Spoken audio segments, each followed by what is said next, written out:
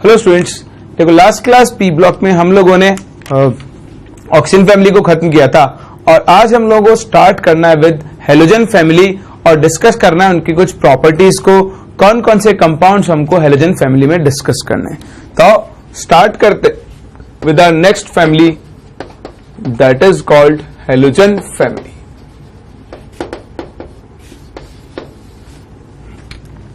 देखो सबसे पहले तो एक ऐसे जीके की बात कर लेते हैं। ये हेलोजन नाम कहां से आया? हेलोजन नाम आया हेल्स प्लस जेन से। हेल्स का मतलब होता है सी सॉल्ट और जेन का मतलब होता है जनरेटर, है ना, प्रोड्यूसर। तो ऐसे एलिमेंट्स जो सी सॉल्ट प्रोड्यूस करते हैं उनको हम किस नाम से जानते हैं? हेलोजेंस के नाम से जानते हैं। जैसे कि आप जानते हो हेलोजेंस में मेनली आप काउंट करते हो फ्लोरीन, क्लोरीन, ब्रोमीन, आयोडीन। तो ये फ्लोरीन हो गया, क्लोरीन, ब्रोमीन, आयोडीन और एटिस्टाइन। तो एटिस्टाइन तो आपका सेंस रेडियोएक्टिव है तो इसको हम कंसीडर नहीं करते हैं। मेनली हम हेलोजेंस में किसको डिस्कस करते हैं? Fluorine, chlorine, bromine and iodine. तो ये आपका 17th group that is your halogen family. पहले कुछ जनरल चीजें हम इस फैमिली के बारे में डिस्कस कर लें। तो सबसे पहली जो चीज है वो है इनका इलेक्ट्रॉनिक कॉन्फ़िगरेशन। 17th ग्रुप का जनरल कॉन्फ़िगरेशन क्या होता है? NS2NP5। डिपेंडिंग ऑन पीरियड बताओ फ्लोरीन का कॉन्फ़िगरेशन क्या बन जाएगा? 2s2 2p5, chlorine 3s2 3p5, bromine 4s2 4p5 और आयोडीन हो जाएगा आपका 5s2 5p5। ठीक, फिर कुछ जनरल प्रॉपर्टीज इनके अगर हम डिस्कस करें तो पहले सबसे पहले आप कंपेयर कर लो size, atomic size. Down the group जाने पर एटॉमिक साइज क्या होगी? इंक्रीज। दूसरा आयनाइजेशन एनर्जी, अगर डाउन द ग्रुप जाने पर साइज इंक्रीज हो रही है तो ऑब्वियस सी बात है आयनाइजेशन एनर्जी क्या हो रही होगी? डिक्रीज हो रही होगी। तो आयनाइजेशन एनर्जी का भी नॉर्मल ट्रेंड है। इंपॉर्टेंट ट्रेंड जो यहां पर है वो है इलेक्ट्रॉन एफिनिटी का, जिसको हम पीरियडिक टेबल में डिस्कस कर चुके हैं पहले भी, फिर भी एक और बार डिस्कस करते हैं। सबसे पहले इनका इलेक्ट्रॉन एफिनिटी EA। तो अगर आप इलेक्ट्रॉन एफिनिटी का ऑर्डर कंपेयर करने चलो तो देखो इलेक्ट्रॉन एफिनिटी सिंपली साइज और न्यूक्लियर चार्ज पे डिपेंड करती है। एटम का साइज जितना छोटा होगा और न्यूक्लियर चार्ज जितना ज्यादा होगा उसकी इलेक्ट्रॉन गेन करने की टेंडेंसी भी क्या होगी? उतनी ही ज्यादा। तो अगर आप डाउन द ग्रुप जा रहे हो तो डाउन द ग्रुप जाने पर साइज क्या होती है? इंक्रीज होती है।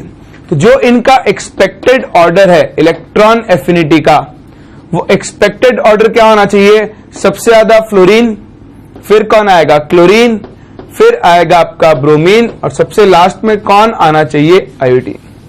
क्योंकि फ्लोरीन का साइज सबसे छोटा है तो उसकी इलेक्ट्रॉन गेन करने की टेंडेंसी क्या होनी चाहिए? सबसे ज्यादा होनी चाहिए, लेकिन ऐसा नहीं होता है। इनका जो एक्चुअल ऑर्डर है इलेक्ट्रॉन एफिनिटी का, actual order is this: chlorine की इलेक्ट्रॉन एफिनिटी सबसे ज्यादा होती है, फिर कौन आएगा आपका? फ्लोरीन, फिर आएगा ब्रोमीन और सबसे लास्ट में कौन आता है? आयोडीन। तो ये इनका एक्चुअल इलेक्ट्रॉन एफिनिटी का ऑर्डर है। आओ देखते हैं इस ऑर्डर के पीछे रीजन क्या है। बड़ा ही आसान सा रीजन है। अगर आप फ्लोरीन और क्लोरीन को कंपेयर करो तो दोनों के साइज में डिफरेंस होगा। फ्लोरीन के वैलेंस शेल में भी 7 इलेक्ट्रॉन्स है, 1 2 3 4 5 6 7। क्लोरीन के वैलेंस शेल में भी 7 इलेक्ट्रॉन्स हैं और अब आप दोनों को एक एक एक्स्ट्रा इलेक्ट्रॉन और प्रोवाइड करवा रहे हो। तो हमें ये कंपेयर करना है कि इनमें से कौन इस इलेक्ट्रॉन को जल्दी गेन करेगा।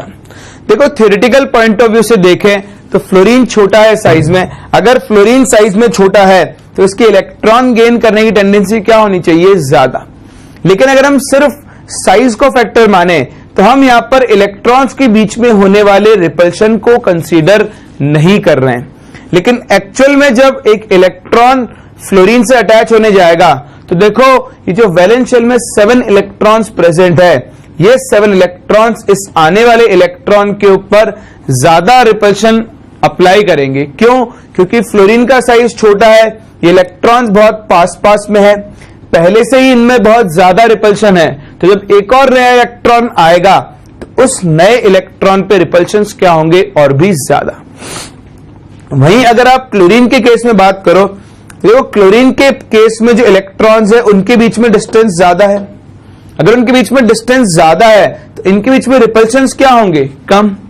तो ये आने वाले इलेक्ट्रॉन पे रिपल्शन भी क्या अप्लाई करेंगे? कम। तो यहां इनकमिंग इलेक्ट्रॉन पे रिपल्शन ज्यादा है, जबकि यहां इनकमिंग इलेक्ट्रॉन पे रिपल्शन क्या है? कम। अब आप मुझे बताओ इन दोनों में से किसकी इलेक्ट्रॉन गेन करने की टेंडेंसी ज्यादा होगी, फ्लोरीन की या फिर क्लोरीन की? क्लोरीन की होगी ना। क्यों? क्योंकि यहां पर आने वाले इलेक्ट्रॉन पे रिपल्शन क्या है? कम। तो इस इंटर इलेक्ट्रॉनिक रिपल्शन की वजह से क्लोरीन की इलेक्ट्रॉन गेन करने की टेंडेंसी फ्लोरीन से क्या होगी? ज्यादा। तो आप ध्यान रखना, इसका reason due to small size of fluorine atom, the incoming electron feel more repulsion as compared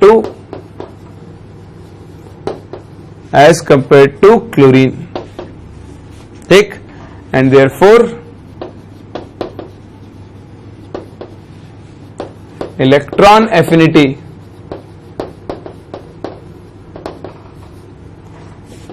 of chlorine is more, ठीक। तो क्लोरीन फ्लोरीन में ये फाइट है, फ्लोरीन का साइज छोटा है, वहां रिपल्शन ज्यादा होता है। बाकी आप हेलोजेंस में कंपेयर करो तो आपका नॉर्मल ऑर्डर चलेगा। तो आप ध्यान रखना, गिवन हेलोजेंस में सबसे ज्यादा, इवन पूरे पीरियडिक टेबल में क्लोरीन की इलेक्ट्रॉन एफिनिटी सबसे ज्यादा होती है। क्लोरीन के बाद फ्लोरीन, फिर ब्रोमीन और फिर आयोडीन। कर सकते हैं? चलो, तो इनकी पहली प्रॉपर्टी इलेक्ट्रॉन एफिनिटी का ऑर्डर। सेम इसी तरह इलेक्ट्रॉन एफिनिटी की तरह ही हम यहां पर इनके ऑक्सीडाइजिंग नेचर को भी डिस्कस कर सकते हैं। तो सेकंड जो हम लोग यहां पॉइंट डिस्कस करने वाले हैं, दैट इज ऑक्सीडाइजिंग नेचर।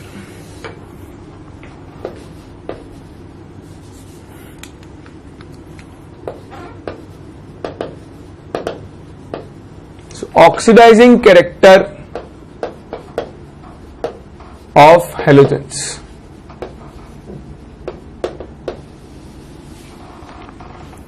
देखो ऑक्सीडाइजिंग कैरेक्टर क्या होता है? सामने वाले को ऑक्सीडाइज करना, यानी खुद क्या होना? रिड्यूस होना। तो दिस ऑक्सीडाइजिंग कैरेक्टर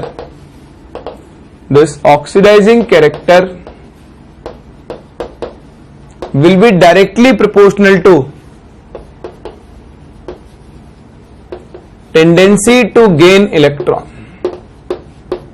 ठीक। तो अगर मैं कंपेयर करना चाहता हूं fluorine, chlorine, bromine and iodine, तो देखो अभी भी हमने सीखा कि क्लोरीन की इलेक्ट्रॉन एफिनिटी ज्यादा है, यानी इसकी इलेक्ट्रॉन गेन करने की टेंडेंसी भी क्या होनी चाहिए?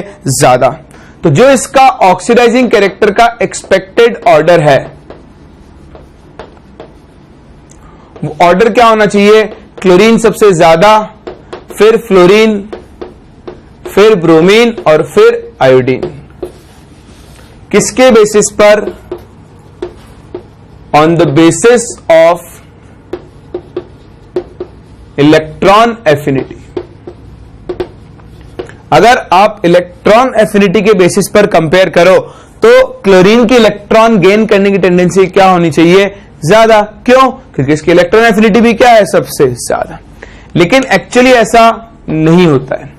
क्यों नहीं होता है? क्योंकि जब भी आपका हेलोजन इलेक्ट्रॉन गेन करेगा, वो एक्वस सोल्यूशन में हम उसकी बात करते हैं, तो एक्वस सोल्यूशन में जब आप इलेक्ट्रॉन गेन करने की बात कर रहे हो तो जो इनका एक्चुअल ऑर्डर आता है, एक्चुअल ऑर्डर इज दिस: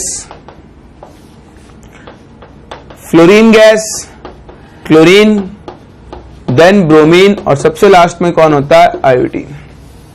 तो ये आपके पास इनका ऑक्सीडाइजिंग कैरेक्टर का एक्चुअल ऑर्डर है, ठीक। तो तो आपको डिस्कस करना होगा हमको एक्चुअली ऑर्डर ये क्या है। हम तो ये एक्सपेक्ट कर रहे हैं भाई इलेक्ट्रॉन एफिनिटी अभी भी हमने प्रूव किया, लेकिन यहां पर एक और टर्म इन्वॉल्व होता है जिसको हम बोलते हैं हाइड्रेशन एनर्जी। तो ये जो आपका ऑर्डर बन रहा है this is on the basis of hydration energy.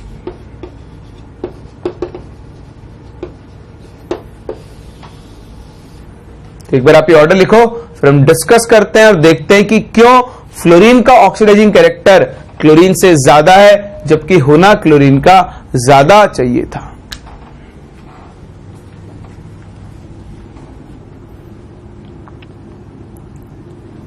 तो डिस्कस करते हैं कि एक्चुअली ऑर्डर क्यों होता है।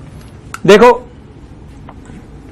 अगर हेलोजेंस को एज ऑक्सीडाइजिंग एजेंट एक्ट करना है तो मैं जनरल फॉर्म लिख रहा हूं, किसी भी हेलोजन को क्या करना होगा, इलेक्ट्रॉन गेन करना होगा, और इलेक्ट्रॉन गेन करके बनाएगा X माइनस एक्वस। ठीक, एक्वस सोल्यूशन में इलेक्ट्रॉन्स गेन करेंगे और क्या बनाएंगे, X माइनस एक्वस बनाएंगे। रिएक्शन को बैलेंस कर लो तो मैं इसको हाफ X2 गैस लिख रहा हूं, ठीक है ना। अब आपको इसकी तहकीकात करनी होगी, आपको इसके बॉटम तक जाना होगा कि एक्चुअली ये प्रोसेस कैसे हो रहा होगा। तो देखो, ये प्रोसेस को हम 3 पार्ट्स में ब्रेक कर सकते हैं। सबसे पहले हाफ X2 गैस टूटकर बनाएगा X गैस। क्या बनाएगा, X गैस। तो यहां पर आपको एनर्जी देनी पड़ेगी half of bond dissociation energy के बराबर, यानी इस बॉन्ड को ब्रेक करना होगा। फिर ये X गैस एक इलेक्ट्रॉन गेन करके बनाएगा X माइनस गैस। यहां पे एनर्जी काम में आएगी इलेक्ट्रॉन एफिनिटी के बराबर, ठीक। या फिर आप इसको electron gain enthalpy delta HEG भी लिख सकते हैं। और थर्ड केस में ये X minus gas H2O liquid में हाइड्रेट होकर क्या बनाएगा, X माइनस एक्वस। और यहां पर जो एनर्जी काम में आएगी उस एनर्जी को हम बोलते हैं डेल्टा H हाइड्रेशन। तो ये जो प्रोसेस होने वाला है ये इन 3 चीजों पे डिपेंड करता है, एक बॉन्ड डिसोसिएशन एनर्जी, एक इलेक्ट्रॉन एफिनिटी। बॉन्ड जितनी आसानी से ब्रेक होगा उतनी आसानी से X गैस फॉर्म होगा। तो अगर हम हेलोजेंस की बॉन्ड डिसोसिएशन एनर्जी को कंपेयर करें तो इनकी बॉन्ड डिसोसिएशन एनर्जी का ऑर्डर क्या होता है, Cl2 की बॉन्ड एनर्जी सबसे ज्यादा होती है, फिर F2, फिर Br2 और फिर I2। अगेन फंडा वही है, होनी फ्लोरीन की सबसे ज्यादा चाहिए थी, लेकिन फ्लोरीन के छोटे साइज की वजह से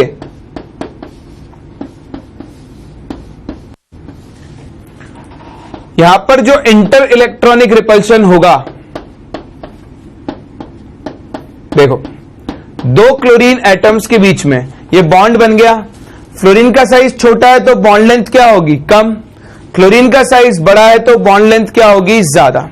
सिंस यहां बॉन्ड लेंथ कम है तो इन इलेक्ट्रॉन्स के बीच में रिपल्शन क्या होगा, ज्यादा होगा। इस रिपल्शन की वजह से ये दोनों फ्लोरीन एटम दूर जाना चाहेंगे और ये बॉन्ड आसानी से क्या कर लेंगे, ब्रेक कर लेंगे। और इसी वजह से फ्लोरीन की जो बॉन्ड डिसोसिएशन एनर्जी है वो क्लोरीन से क्या होती है, कम। तो एक तो आप चीज ध्यान रखना कि कोई भी सेकंड पीरियड एलिमेंट हो ना, कोई भी जिसके पास लोन पेयर है, उसकी बॉन्ड डिसोसिएशन एनर्जी हमेशा थर्ड पीरियड वाले से कम होगी। अगर आप NN और PP को कंपेयर करो तो इनके पास लोन पेयर्स, यहां पर भी किसकी बॉन्ड एनर्जी ज्यादा होगी, PP बॉन्ड की ज्यादा होगी, क्योंकि नाइट्रोजन के छोटे साइज की वजह से बॉन्ड लेंथ कम होगी और इन इलेक्ट्रॉन्स के बीच में रिपल्शन क्या होगा, ज्यादा होगा। ये चीज हम लोग पीरियडिक टेबल में पहले ही पढ़ चुके हैं, बट स्टिल मैं आपको वापस से बता रहा हूं इन चीजों को, तो थोड़ा ध्यान से देखना है ना। फ्लोरीन के छोटे साइज की वजह से बॉन्ड की लेंथ कम होगी, इंटर इलेक्ट्रॉनिक रिपल्शन ज्यादा होगा, तो इसकी बॉन्ड एनर्जी क्या होगी, कम। आप यहां पे भी लिख लो, due to small size there is high electronic repulsion. ठीक है, तो 2 फ्लोरीन एटम्स के बीच में हाई इलेक्ट्रॉनिक रिपल्शन है, इसलिए फ्लोरीन की बॉन्ड एनर्जी क्या होगी, क्लोरीन से कम।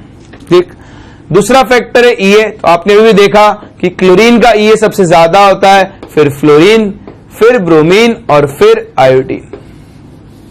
तो देखो ये फैक्टर फ्लोरीन को सपोर्ट कर रहा है, जिसकी बॉन्ड एनर्जी कम होगी वो आसानी से टूटकर एक्स गैस बना लेगा।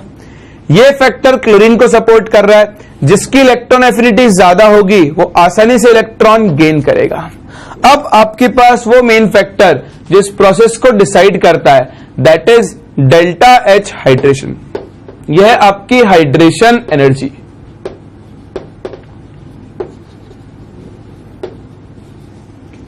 ठीक, और जैसा कि हमने हाइड्रेशन एनर्जी पढ़ी है,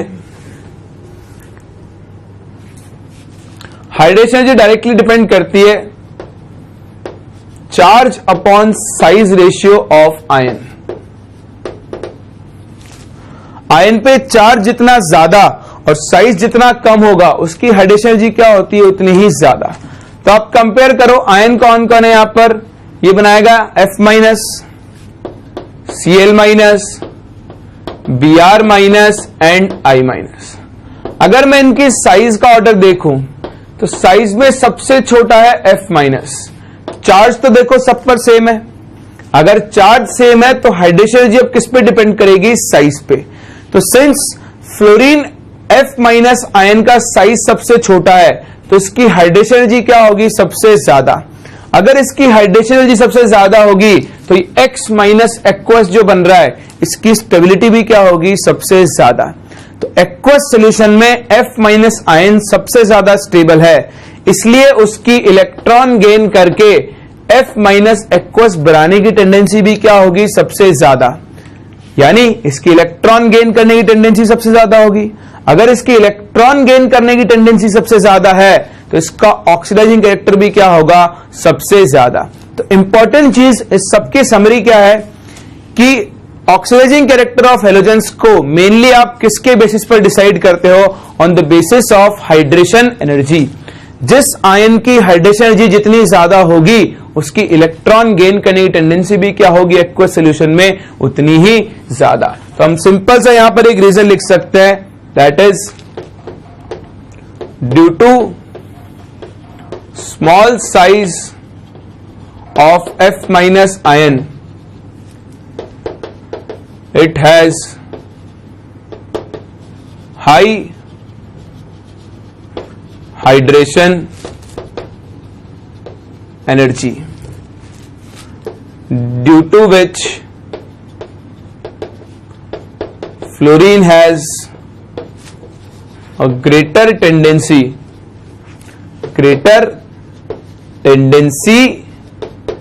to gain electron and form F minus aqueous ion। ठीक है, अपने छोटे साइज की वजह से F माइनस की या फ्लोरीन एटम की इलेक्ट्रॉन गेन करके F माइनस एक्वस बनाने की टेंडेंसी ज्यादा होती है, और इसी टेंडेंसी की वजह से इसकी ऑक्सीडाइजिंग पावर भी क्या होती है, सबसे ज्यादा। तो अब अगर आपसे कोई हैलोजन के ऑक्सीडाइजिंग कैरेक्टर का ऑर्डर पूछता है तो आप सिंपल सा ऑर्डर क्या बोलोगे, fluorine is the strongest oxidising agent, then chlorine, then bromine and then iodine. तो ध्यान रखना ऑक्सीडाइजिंग कैरेक्टर का ऑर्डर, और इवन वैसे भी सारे एलिमेंट्स में से fluorine is the strongest oxidising agent, क्योंकि इसकी इलेक्ट्रॉन गेन करने की टेंडेंसी क्या होती है, सबसे ज्यादा होती है। तो ये सबसे इंपॉर्टेंट पार्ट है। यहां पे हमने दो तीन चीजें कवर कर ली है, एक इलेक्ट्रॉन एफिनिटी का ऑर्डर, एक इनकी बॉन्ड डिसोसिएशन एनर्जी का ऑर्डर। वो ऑर्डर क्या बनेगा, Cl2, फिर F2, फिर Br2 और फिर I2। तो कई बार आपसे क्वेश्चंस डायरेक्टली पूछ ले जाते हैं, इसलिए बहुत इंपॉर्टेंट है और आपको इनको समझना भी होगा और याद भी रखना होगा। कर सकते हैं, चलो तो आप इसे कॉपी करो, फिर हम लोग आगे बढ़ते हैं।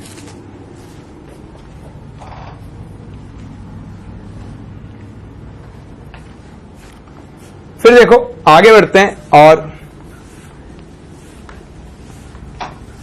एक और प्रॉपर्टी डिस्कस करते हैं इन्हीं हैलोजेंस की, that is their oxidation states.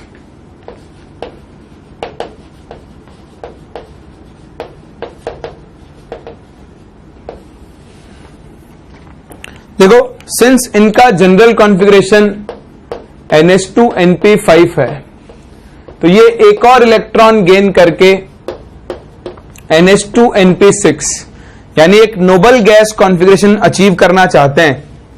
इसीलिए इनकी जनरल ऑक्सीडेशन स्टेट होती है -1। फ्लोरीन, क्लोरीन, ब्रोमीन, आयोडीन ये सब के सब -1 ऑक्सीडेशन स्टेट शो करते हैं। लेकिन ये सिर्फ -1 ही शो नहीं करते हैं, इससे ज्यादा ये ऑक्सीडेशन स्टेट शो कर सकते हैं। कैसे, आओ देखते हैं। पहले मैं बात करता हूं आपसे फ्लोरीन की। फ्लोरीन बताओ, फ्लोरीन का इलेक्ट्रॉनिक कॉन्फ़िगरेशन क्या बनेगा? This would be 2s2 2p5 1 2 3 4 and 5 होगा। तो देखो, फ्लोरीन के पास तो सिर्फ एक ही ऑर्बिटल खाली बचा है जिसमें एक इलेक्ट्रॉन आ सकता है। तो ये एक इलेक्ट्रॉन को गेन करके सिर्फ एक ऑक्सीडेशन स्टेट शो कर सकता है, दैट इज -1। ठीक, लेकिन अगर हम और दूसरे हेलोजेंस की बात करें, एक्स, ये एक्स कौन कौन हो सकता है? Chlorine, bromine, iodine. तो मैं क्लोरीन का एग्जांपल लेकर चल रहा हूं। क्लोरीन के वैलेंस शेल में ये 3s2 3p5 1 2 3 4 5। लेकिन सिंस आप थर्ड शेल में आ चुके हो तो आपके पास 3d ऑर्बिटल वेकेंट पड़ा होगा।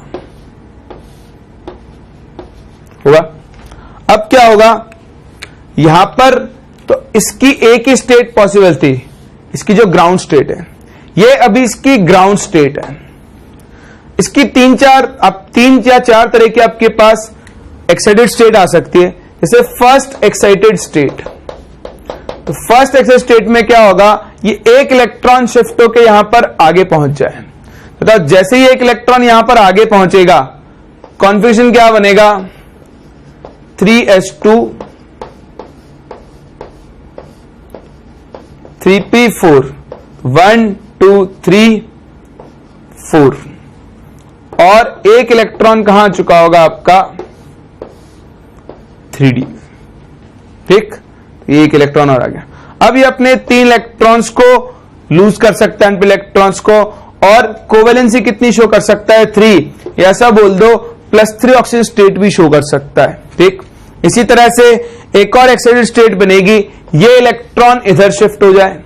तो जैसे ही ये इलेक्ट्रॉन इधर शिफ्ट होगा, बताओ कितने अनपेड इलेक्ट्रॉन? 1 2 3 4 5। ये अपनी कोवेलेंसी को कितनी कर सकता है? 5, और +5 तक ऑक्सीडेशन स्टेट शो कर सकता है ना। तो चलो ऐसा करते हैं, इसकी सेकेंड एक्साइटेड स्टेट भी हम लोग बना लेते हैं।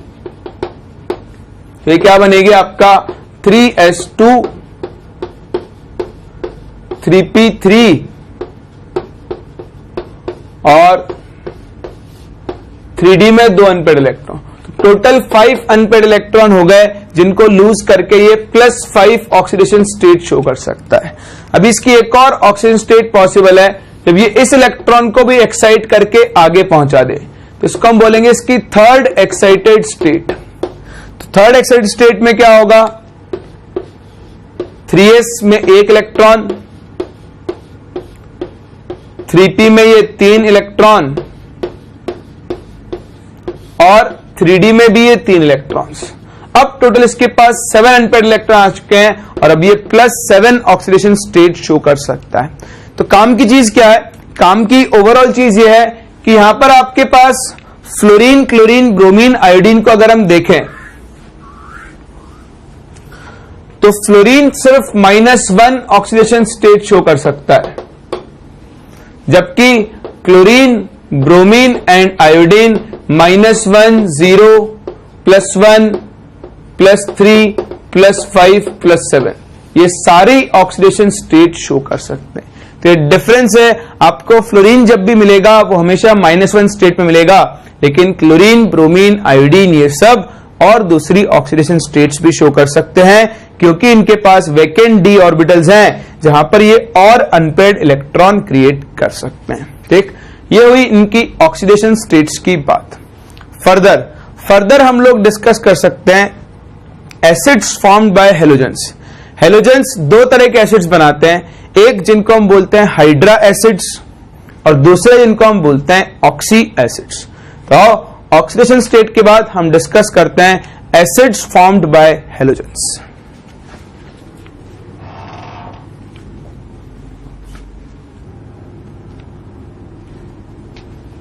तो डिस्कस करते हैं एसिड्स फॉर्म्ड बाय हैलोजेंस।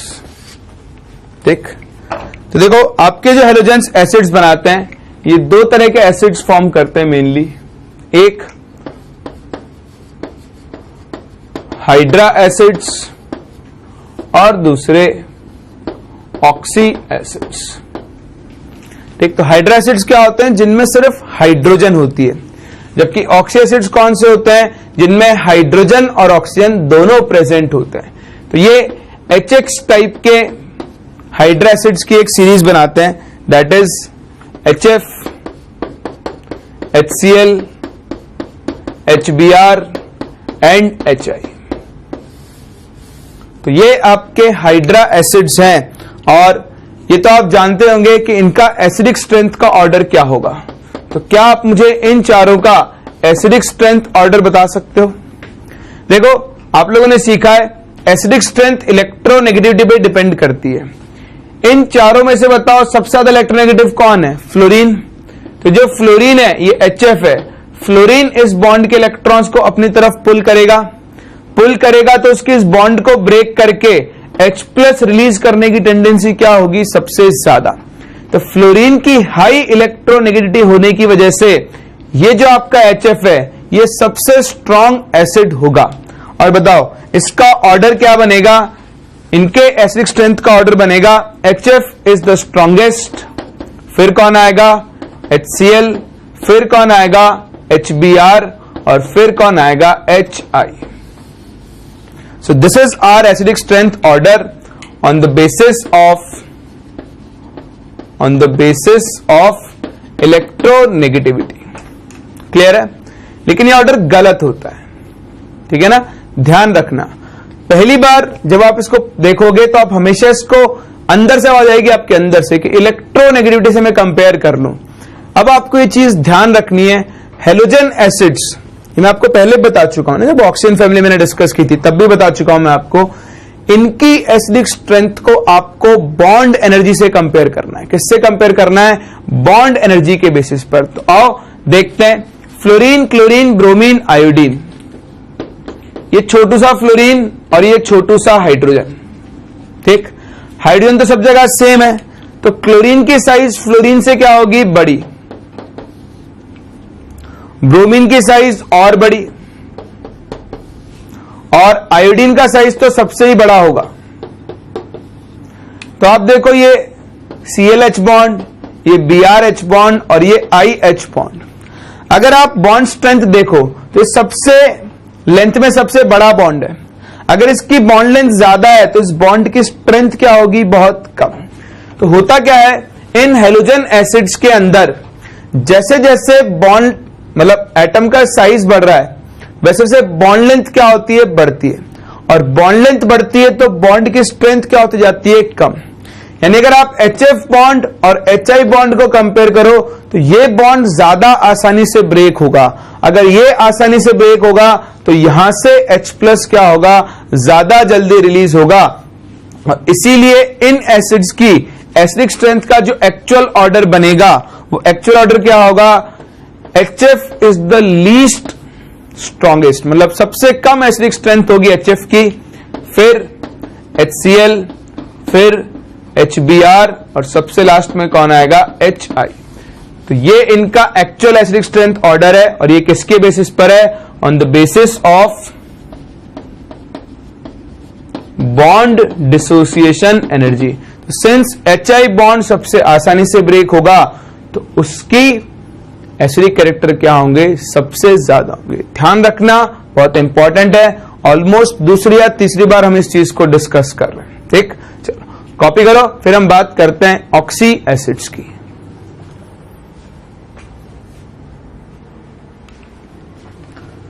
फिर देखो ये तो बात हुई हाइड्रा एसिड्स की, आगे डिस्कस करते हैं हम ऑक्सी एसिड्स को। ठीक, तो यहां अगर आप ऑक्सी एसिड्स की बात करो तो देखो ये एक सीरीज बनाते हैं। फ्लोरीन तो सिर्फ एक एसिड बनाता है, बता भी लिख लो, फ्लोरीन फॉर्म्स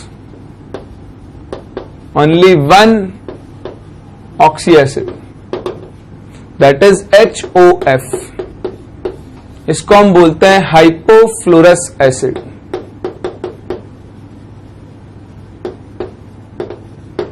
ठीक, लेकिन इसके अलावा आपके पास जो बाकी हैलोजेंस हैं,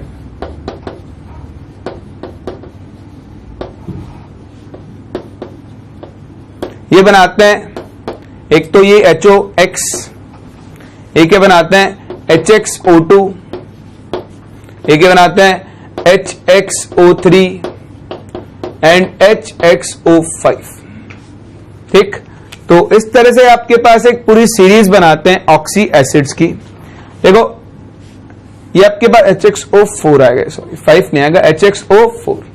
तो देखो नाम क्या चलता है इनका, यहां पर डिपेंड करेगा सब कुछ ऑक्सीडेशन स्टेट पर। अगर आप इस एसिड में हेलोजन की ऑक्सीजन स्टेट देखो तो ये आएगी +1, यहां देखो ये आएगा +3, यहां देखो ये आएगा +5 और यहां पर ये आएगा +7। ठीक, तो नेमिंग कैसे करते हैं हम इनकी, ऐसा करते हैं हम इनको ऐसे नहीं लिख के इस फॉर्म में, ये HOX, इसके बाद आएगा HXO2 जिसमें +3 स्टेट में है, फिर HXO3 जिसमें ये +5 स्टेट में है, और लास्ट में आएगा HXO4 जहां ये +7 स्टेट में है। ठीक, ये लोअर ऑक्सीडेशन स्टेट है, ये हायर ऑक्सीडेशन स्टेट है। तो जो लोअर ऑक्सीडेशन स्टेट होती है उसके लिए हम अस प्रीफिक्स यूज करते हैं, इसको हम बोलेंगे हेलस एसिड। हेलस एसिड है ना, नोमेनक्लेचर सीख रहे हैं कैसे हम इनकी नेमिंग करते हैं। ये होगा आपका हेलिक एसिड, हेलिक एसिड। ठीक, तो देखो हम लोगों ने सीखा है अगर हम एक फॉर्म वाले एसिड से एक O कम कर दें तो हमको अस फॉर्म वाला एसिड मिलता है। आप अस वाले से एक और O कम कर दो, इसको हम बोलते हैं हाइपो। ये हो गया आपका हाइपोहेलस एसिड। कैसा हो गया, हाइपोहेलस एसिड। सिमिलरली एक वाले में अगर आप एक एक्स्ट्रा O और ऐड कर दो तो इसको हम बोलते हैं पर, तो ये आपका हो गया पर हेलिक एसिड। ठीक, तो नोमेनक्लेचर मैंने आपको पहले भी सिखाया था जब हमने फास्फोरस और सल्फर के ऑक्सी एसिड्स पढ़े थे। तो HOX, HXO2, HXO3 +3 +5, +3 को हम हेलोजन की लोअर स्टेट बोलते हैं, +5 को हायर बोलते हैं। तो ये हो गया आपका हेलिक एसिड। एक में से एक O कम कर दो तो बन गया आपके पास हेलस एसिड, उसमें से एक और O कम कर दो तो बन गया आपका हाइपोहेलस एसिड। सिमिलरली एक फॉर्म में जब हम एक एक्स्ट्रा O ऐड कर देते हैं तो हमारे लिए पर प्रीफिक्स लगता है, तो हो गया आपके पास पर हेलिक एसिड। तो ये इनकी नेमिंग हुई, और इस तरह से आप इन हेलोजन एसिड्स को नाम से भी याद रख सकते हो, या अगर आपको नाम लिखकर दे दिया है तो आप इनका फॉर्मूला लिख सकते हो। मैं आपको एग्जांपल दूं, HClO, HClO2, HClO3 and HClO4। इसको हम क्या बोलेंगे, इसको हम बोलेंगे हाइपोक्लोरस एसिड। ठीक, ये क्या होगा आपका, दिस वुड बी और क्लोरस एसिड। ये क्या होगा, क्लोरिक एसिड, और ये क्या होगा आपके पास, पर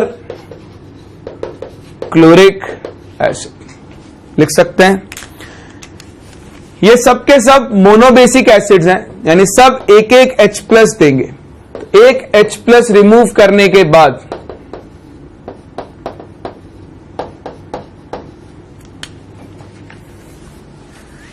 जो अनायंस बनेंगे वो अनायंस कौन कौन होंगे, तो यहां पे बनेगा ClO-, यहां बनेगा ClO2-, यहां बनेगा ClO3-, और ये बनेगा आपका ClO4-।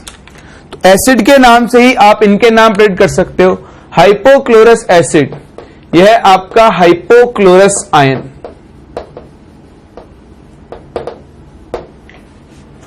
क्लोरस एसिड,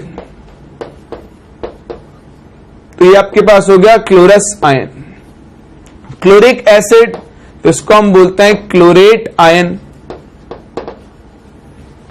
ठीक, या उसको क्लोरस या क्लोराइट आयन बोलो, है ना। ये अस फॉर्म है ना, तो अस के लिए हम आइट यूज करते हैं, तो दिस विल बी और क्लोराइट आयन।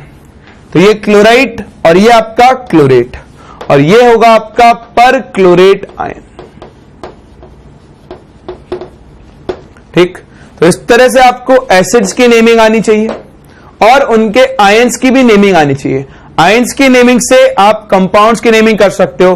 जैसे मैं आपसे बोलूं पोटेशियम क्लोरेट, तो पोटेशियम क्लोरेट का फॉर्मूला आप क्या लिखोगे, KClO3। मैं आपसे लिखूं पोटेशियम पर क्लोरेट, तो उसका फॉर्मूला आप क्या लिखोगे, KClO4।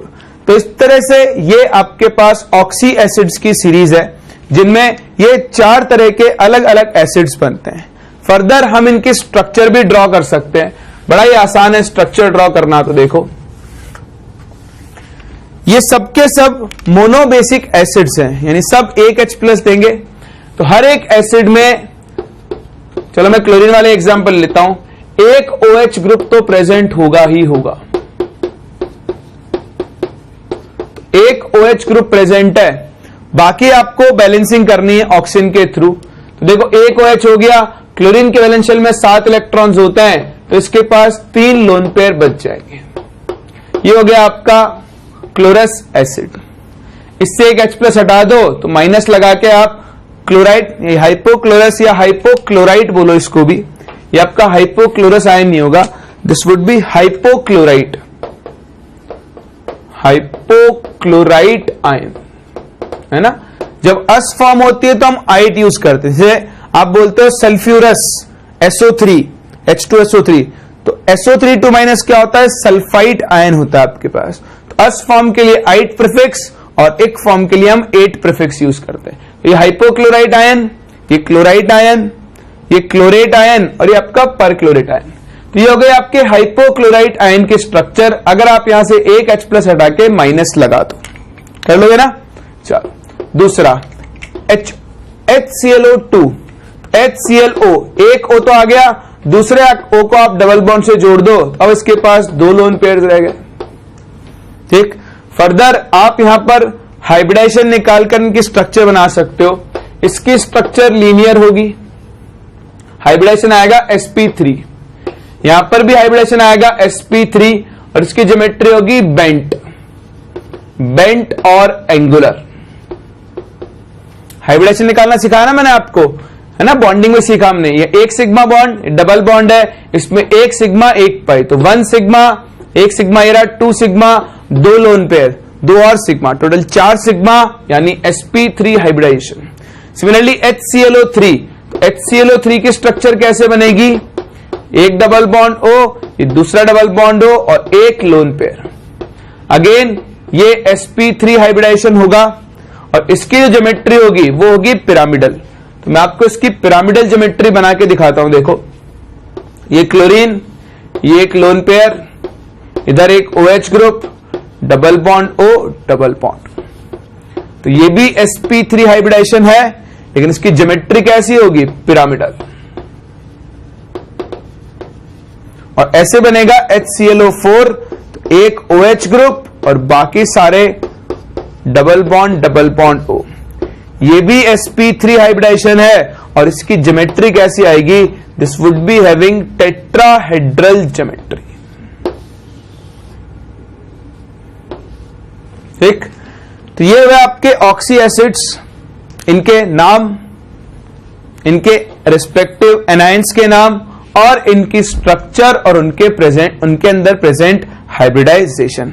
तो नेमिंग, आयंस की नेमिंग और हाइब्रिडाइजेशन के बाद हम इनकी स्ट्रेंथ के बारे में बात कर सकते हैं। तो देखो स्ट्रेंथ कैसे कंपेयर करते हैं इनकी। ये जो इनकी एसिडिक स्ट्रेंथ है वो डिपेंड करती है सेंट्रल एटम की इलेक्ट्रोनेगेटिविटी पे, इलेक्ट्रोनेगेटिविटी ऑफ सेंट्रल एटम, ठीक। और सेंट्रल एटम की इलेक्ट्रोनेगेटिविटी खुद डिपेंड करती है इसकी ऑक्सीडेशन स्टेट पर। कौन सी oxidation state, positive oxidation state. तो जब भी आपको इन ऑक्सी एसिड्स की एसिडिक स्ट्रेंथ कंपेयर करनी हो तो आप सेंट्रल एटम की इलेक्ट्रोनेगेटिविटी देखते जाओ, और सेंट्रल एटम की इलेक्ट्रोनेगेटिविटी डिपेंड करेगी पॉजिटिव ऑक्सीडेशन स्टेट पर। पॉजिटिव ऑक्सीडेशन स्टेट जितनी ज्यादा होगी, सेंट्रल एटम की इलेक्ट्रोनेगेटिविटी भी क्या होगी, उतनी ही ज्यादा, और उसकी एसिडिक स्ट्रेंथ भी क्या होगी, उतनी ही ज्यादा। तो अगर मैं इनका एसिडिक स्ट्रेंथ का ऑर्डर कंपेयर करने चलूं तो इनका एसिडिक स्ट्रेंथ का ऑर्डर क्या बनेगा, देखो आपको सिर्फ, आपने कॉपी तो कर ही लिया होगा है ना, मैं थोड़ा सा पार्ट उड़ा रहा हूं, अब इसको नहीं किया तो अब रिवाइंड करके कॉपी कर लेना। तो देखो एसिडिक स्ट्रेंथ का ऑर्डर मुझे कंपेयर करना है, मान लो HClO, HClO2, HClO3 and HClO4। तो यहां क्लोरीन +7 +5 +3 +1। जैसे जैसे सेंट्रल एटम की इलेक्ट्रोनेगेटिविटी जैसे जैसे सेंट्रल एटम के ऊपर पॉजिटिव ऑक्सीडेशन स्टेट बढ़ता जाएगा, वैसे वैसे उसकी इलेक्ट्रोनेगेटिविटी भी बढ़ती जाएगी, और जैसे जैसे उसकी इलेक्ट्रोनेगेटिविटी बढ़ेगी वैसे वैसे इसका एसिडिक स्ट्रेंथ का ऑर्डर भी क्या होगा, इंक्रीज।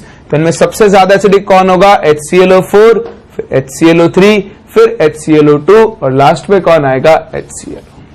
तो ये आप ध्यान रखना, एसिडिक स्ट्रेंथ ऑर्डर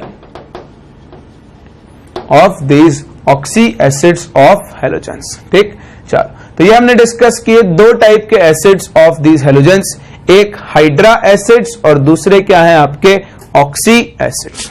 तो इसे कंपेयर करो, फिर हम डिस्कस करते हैं कुछ और प्रॉपर्टीज ऑफ हेलोजेंस को, और फिर एक एक करके हम हर एक हेलोजन, मतलब हमको सारे हेलोजेंस नहीं पढ़ने, मेनली हम लोग यहां पर क्लोरीन और उसकी कुछ इंपॉर्टेंट केमिकल रिएक्शंस को डिस्कस करेंगे। तो एक बार आप इसे कॉपी करो, फिर हम लोग आगे बढ़ते हैं।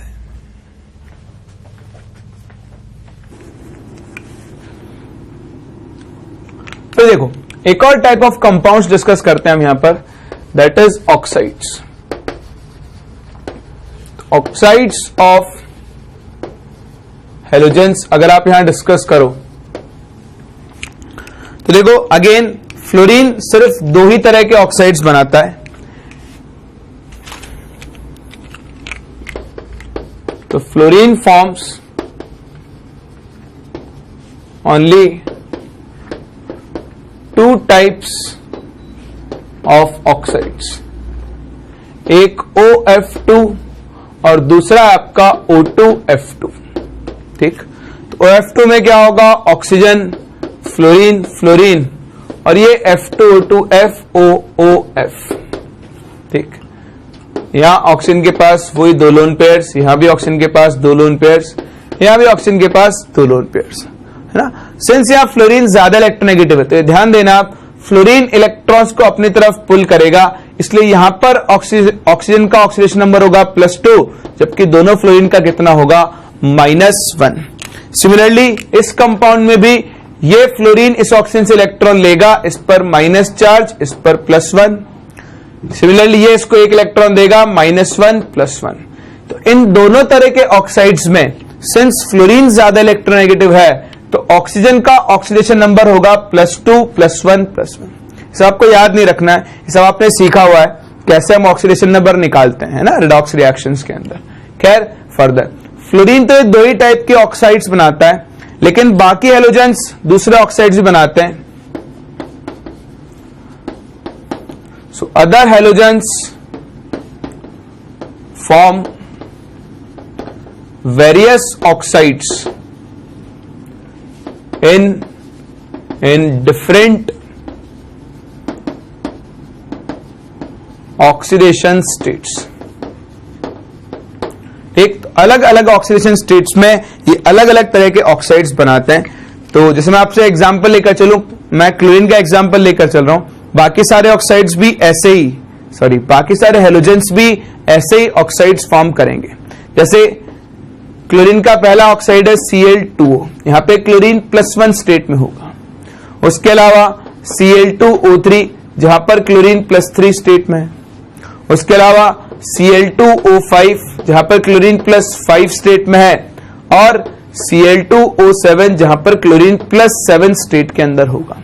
तो इस तरह 4 अलग अलग स्टेट के अंदर ये बाकी हेलोजेंस क्या होता है, अपने ऑक्साइड्स बनाते हैं। ध्यान दो, जहां पर फ्लोरीन के ऑक्साइड में ऑक्सीजन पे पॉजिटिव चार्ज था और हेलोजन की नेगेटिव ऑक्सीडेशन स्टेट थी, बाकी सारे हेलोजन के ऑक्साइड्स में हेलोजन पर ही पॉजिटिव ऑक्सीडेशन स्टेट आएगा, क्योंकि फ्लोरीन के बाद सेकंड मोस्ट इलेक्ट्रोनेगेटिव कौन होता है? ऑक्सीजन। तो ऑक्सीजन इनसे इलेक्ट्रॉन लेगा और इन सबके ऊपर पॉजिटिव ऑक्सीडेशन स्टेट आएगा। तो कभी कभी क्या होता है ना, वो आपको ऑक्साइड्स देकर उनकी एसिडिक स्ट्रेंथ को कंपेयर करवा लेता है। तो इनके एसिडिक स्ट्रेंथ को भी सेम हम उसी तरीके से कंपेयर करेंगे जैसे हमने ऑक्सी एसिड्स की एसिडिक स्ट्रेंथ को कंपेयर किया था। अगर आपको कभी भी किसी नॉन मेटालिक ऑक्साइड की एसिडिक स्ट्रेंथ कंपेयर करनी हो तो इनकी acidic strength positive oxidation state के साथ बढ़ती है। यानी अगर मैं इन ऑक्साइड्स का एसिडिक स्ट्रेंथ ऑर्डर लिखना चाहूं तो इनका एसिडिक स्ट्रेंथ ऑर्डर क्या बनेगा? इनमें सबसे ज्यादा एसिडिक कौन होगा? Cl2O7, फिर Cl2O5, फिर Cl2O3 और सबसे लीस्ट एसिडिक कौन होगा? Cl2। रीजन इज सेम, जैसे जैसे सेंट्रल एटम का पॉजिटिव ऑक्सीडेशन स्टेट बढ़ेगा उसकी इलेक्ट्रोनेगेटिविटी बढ़ेगी, और अगर उसकी इलेक्ट्रोनेगेटिविटी बढ़ेगी तो इस ऑक्साइड का एसिडिक कैरेक्टर भी क्या होगा? इंक्रीज होगा। तो ये ध्यान रखना, हेलोजेंस के जो ऑक्साइड्स होते हैं वो नेचर में एसिडिक होते हैं और उनका एसिडिक स्ट्रेंथ ऑर्डर आप उनकी पॉजिटिव ऑक्सीडेशन स्टेट को कंपेयर करके कंपेयर कर सकते हो। क्लियर? चलो कॉपी करो। फिर हम लोग यहां पर कुछ और एक दो छोटी बड़ी चीजें डिस्कस करते हैं अबाउट दीज ऑक्साइड्स और देखते हैं फिर आगे हमको क्या कवर करना है। फर्दर देखो, हम यहां पर एक और छोटी सी चीज डिस्कस कर सकते हैं या आप कह लो कंपेयर कर लेते हैं।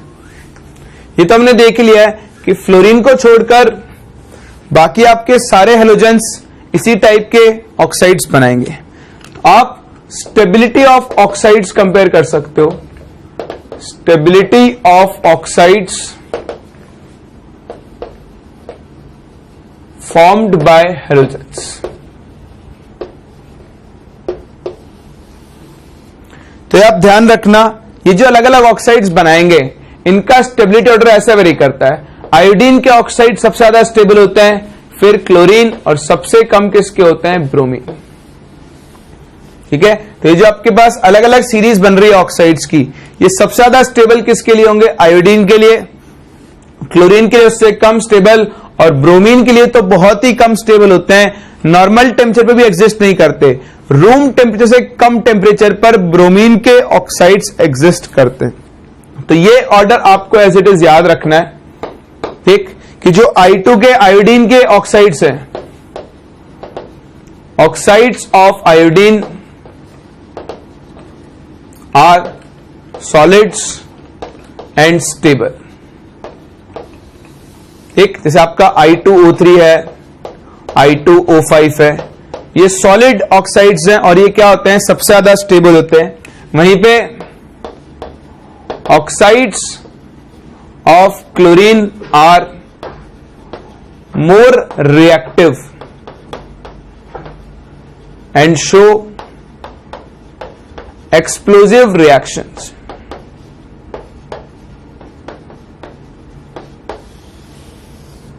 वहीं अगर आप ब्रोमीन के ऑक्साइड्स को कंपेयर करो तो दीज आर अनस्टेबल ऑक्साइड्स,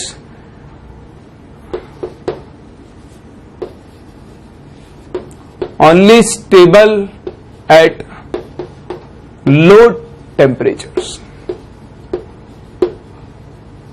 ठीक, एक ये इंपॉर्टेंट ऑर्डर आपको याद रखना है, that is order of stability of these oxides. ठीक है, आयोडीन के ऑक्साइड सबसे ज्यादा स्टेबल होंगे, फिर क्लोरीन और फिर ब्रोमीन। ये ऑर्डर भी आपसे पूछा जा सकता है। ठीक है ना? चलो, तो ये हमने कुछ कॉमन प्रॉपर्टीज डिस्कस की हेलोजेंस की, हेलोजन के कुछ कंपाउंड्स की। मेनली हमने डिस्कस किया कि इलेक्ट्रॉन एफिनिटी का ऑर्डर क्या होता है हेलोजेंस में, बॉन्ड डिसोसिएशन एनर्जी का ऑर्डर क्या होता है। फर्दर मैंने आपको एक चीज बताई, ऑक्सीडाइजिंग कैरेक्टर, फ्लोरीन का ऑक्सीडाइजिंग कैरेक्टर क्या होता है। अब इन सारे हेलोजेंस में सबसे ज्यादा और बाकी एलिमेंट्स में से भी fluorine is the strongest oxidising agent. फिर हमने बात की इनके एसिड्स की, कि दो तरह के एसिड्स बनाते हैं, एक हाइड्रा एसिड्स और आपके ऑक्सी एसिड्स। उनका हमने एसिडिक स्ट्रेंथ कंपेयर करना सीखा, उनके स्ट्रक्चर की बात की।